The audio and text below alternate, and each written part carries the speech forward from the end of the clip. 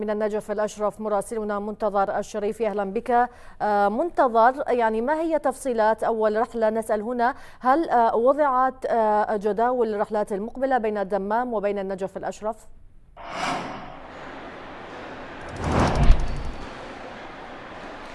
مساء الخير ميس. عمليا في صباح هذا اليوم هبطت أولى رحلات فلاي ناس السعودية، جاءت إلى مطار النجف الدولي لتدشين أولى رحلاتها. كانت تحمل معالي السفير السعودي والوفد المرافق له، إضافة إلى يعني زائرين جاءوا من المملكة، جاءوا إلى تأدية مراسيم الزيارة في مدينة النجف الأشرف. عمليا كانت الرحلة رحلة موفقة. تحدث الزائرون عن ساعة وثلث فقط، يعني من ذلك من مطار الدمام إلى مطار النجف الدولي، اختصرت الكثير من المعاناة للمسافرين.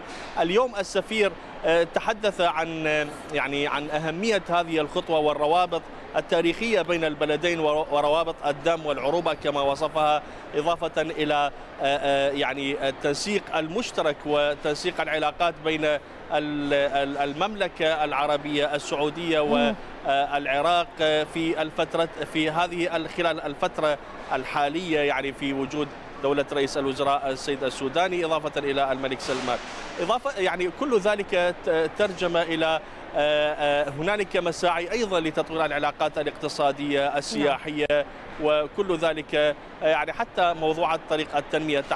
يعني هذا هو الخطوة الأولى، طريق التنمية والحرير وغير ذلك.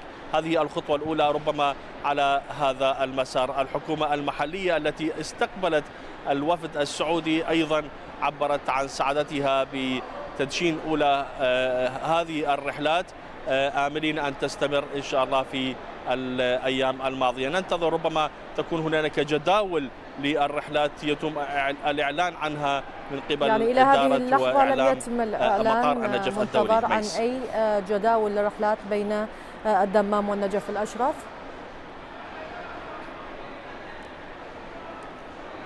بالتأكيد ميس، يعني هذه هي الخطوة الأولى. لم يتم تزويدنا بمعلومات إذا ما كانت هنالك رحلات قريبة قادمة، لكن بالتأكيد ما دامت هنالك رحلة أولى ستكون هنالك رحلات مجدولة في الأيام القادمة. نعم ميس، أشكرك جزيل الشكر مراسلنا من النجف الأشرف منتظر الشريفي، كنت معنا مباشرة من محافظة النجف الأشرف.